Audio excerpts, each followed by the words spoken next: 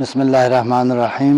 मैं इलाक़े रोंदू थवार का बाशिंदा पानी की शदीद किल्लत की वजह से टैंकर के ज़रिए अपने सब्जियों को पौधों को पानी देता था।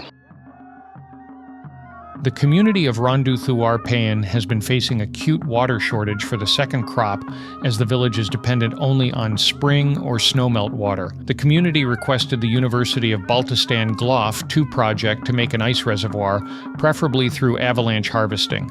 According to the community elders, there is no permanent glacier source up in the Nalah.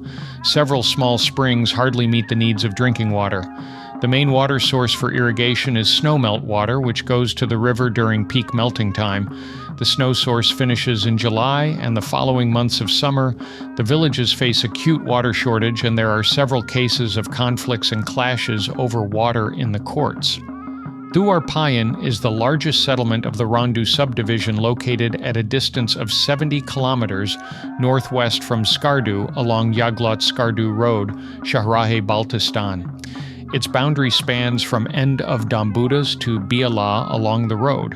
It consists of 6 mohallas and 550 households with a total population of around 2,800 individuals. Upon the request and reports, Dr. Zakir, focal person GLOF-II, and his team, including Mr. Basharat, technical supervisor, along with the representative community elders Wazir Shujat and Haji Ali, visited Thowar Golgol Nalah for feasibility and site survey. Near the last pastoral camp, avalanche debris was present, spread over a long ravine.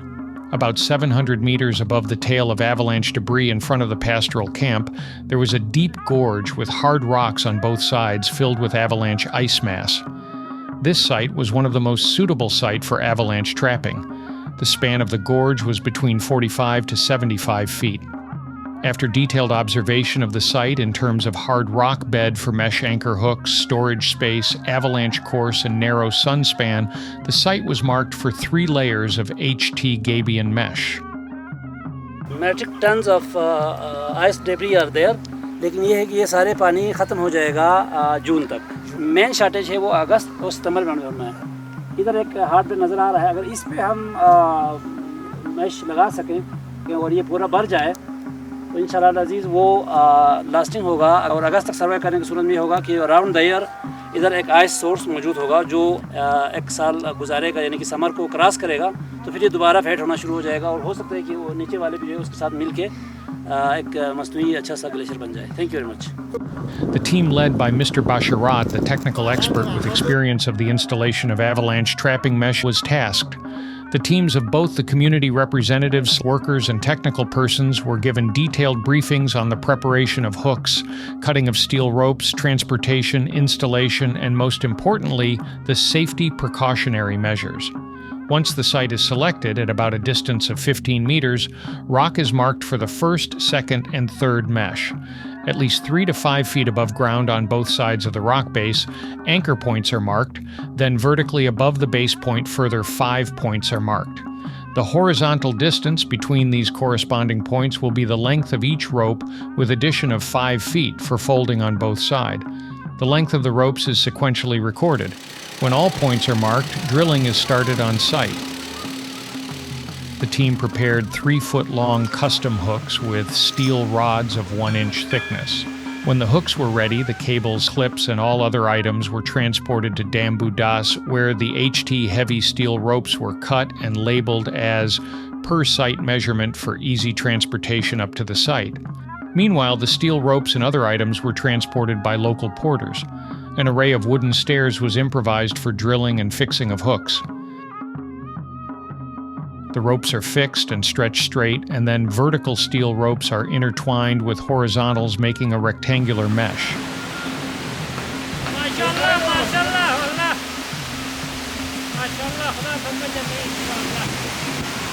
Within a short time of 2 weeks, the installation process was completed.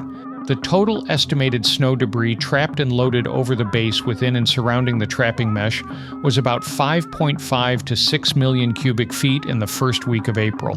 In mid-May, the mesh was submerged in the ice debris. In July, when all snow and avalanche debris were melted away elsewhere, there was sufficient ice debris, giving a good amount of water. During the past years, the Thowar Paeen rural villages were not cultivating second crops due to a shortage of water. But this year, with the availability of sustained water, almost all farm fields were green after the first crop harvest of barley in mid-June. The locals said that they usually needed to purchase tanks of water for drinking and home gardening, though this year they had water for irrigation of a second crop as well. मेरा नाम बशरत अली है। पिछले साल जून में मैं और doctor Zakir साहब खुद उधर गए जगह देखने के लिए। आज 10 जुलाई वहाँ जो देखा तो मतलब एवलांच इतनी जो उसकी जो फोर्स थी मतलब उससे काफ़ी डैमेज हुए हैं। जो वहाँ पे हमने जो और रस्सी लगाए थे जो तो उसको रिपेयर करने की भी ज़रूरत है। और जाकिर साहब तो बशरत तो यम्बों आ रहे हैं मुझे तो सोचो आफ्टर लास्ट ईयर कौन सी मदद है खुदा से रोबे मैं कामयाब सोच सकती हूँ इंशाल्लाह मज़े से कामयाब हुई। बल्तिस्तान यूनिवर्सिटी और GLOF-II की ताउन से हमने अवालांच हार्वेस्टिंग का मंसूबा उधर लगाया। इस साल हमें जो है ना पानी की किल्लत से महफूज है। बल्तिस्तान यूनिवर्सिटी का GLOF-II बहुत शुक्रिया मेहरबानी।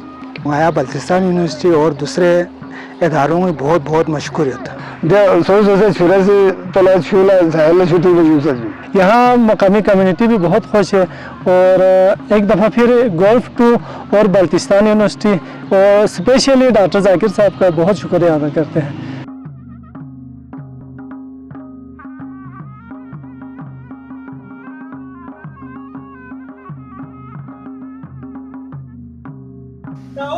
बहुत बहुत शुक्रिया।